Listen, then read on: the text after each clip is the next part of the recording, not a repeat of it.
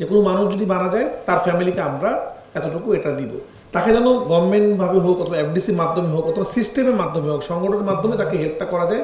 এটা কিভাবে করা যায় সেটা আমি চাই যারা এখানে আছেন তারা দেখবেন আমাদের জায়গা থেকে যদি হেল্প করা দরকার হয় আমরা করব, এটা করাটা খুব দরকার আমাদের ক্ষেত্রে আসলে। মনির ভাইয়ের কথা বলতে চাই, মনির ভাই আসলে একজন সত্যিকারের হিরো। আমি তো সেটা ছিলাম।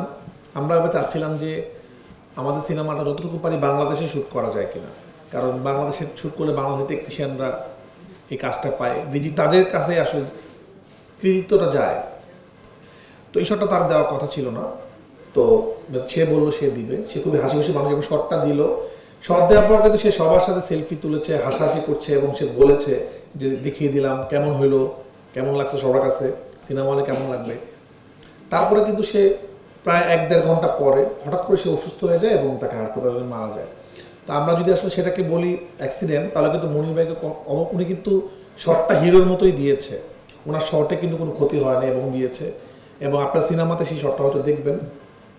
তো আমার কাছে মনে হয় আল্লাহ তাকে, মানে সবার তো রিজিক একদিন, মানে রিজিকের ব্যবস্থা তুমি আল্লাহ করে, হায়াত মতো আল্লাহ হাতে, আমিও যে কোনো সময় মারা যেতে পারি। তো আল্লাহ তার মৃত্যুটা তার কাজের জায়গায় লিখে রেখেছিলেন।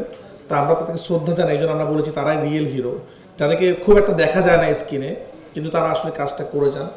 তো আমার পরিবারের সাথে খুব একটা পরিচয়, শুটিংয়ে তার সাথে আমার দেখা হয়েছিল, খুব হাসি খুশি মানুষ ছিল, এবং শট দেওয়ার পরেও বলতেছিল যে আমি কেমন শট দিলাম, এবং ছবিও তুলেছিল খুব স্টাইল করে। তো আমি যখন শুনতে পারলাম, হঠাৎ করে আমি স্তব্ধ হয়ে গেলাম যে একটু আগে যে মানুষটাকে দেখলাম সুস্থ, শট দেওয়ার পর সুস্থ, কথা বলতেছে, সেলফি তুলছে, হাসাহাসি করতেছে, বিরিয়ানি খাবে, হঠাৎ করে সে কীভাবে সম্ভব, এবং এত অল্প বয়সে, মানে খুব বয়সও খুব বেশি ছিল না।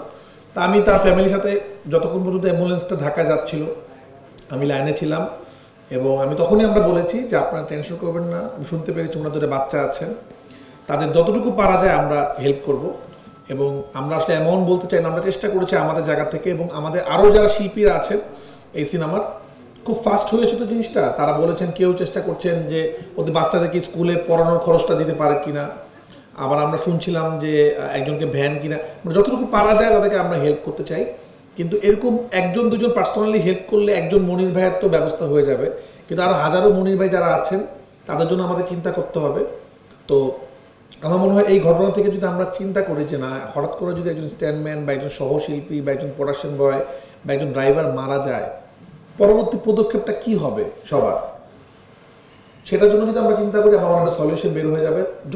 যখন শুরু হবে তখন মনির ভাইকে আমরা আজীবন মনে রাখবে যে মনির ভাইয়ের মাধ্যমেই এই জিনিসটা শুরু হয়েছিল, যে একজন টেকনিশিয়ান হঠাৎ করে যদি মারা যায়, একটা টেকনিশিয়ান যদি কিছু হয়, এই সিস্টেমের ওয়েতেই তাকে হেল্প করা হবে আসলে।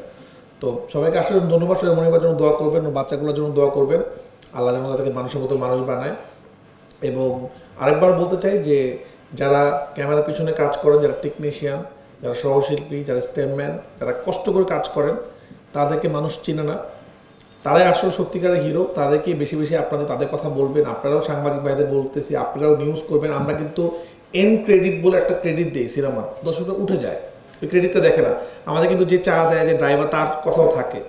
একটা সিনেমা যখন ওয়ার্ক করে আমরা বলবো যে ডিরেক্টর, পরিচালক, নায়ক নায়িকা, এদের পাশাপাশি তাদেরকেও যদি আপনারা তাদের কথা মাঝে মাঝে বলেন যে এই সিনেমার এরা ছিল পিছনের মানুষ, তারা আরও উদ্বুদ্ধ হবে কাজ করার জন্য।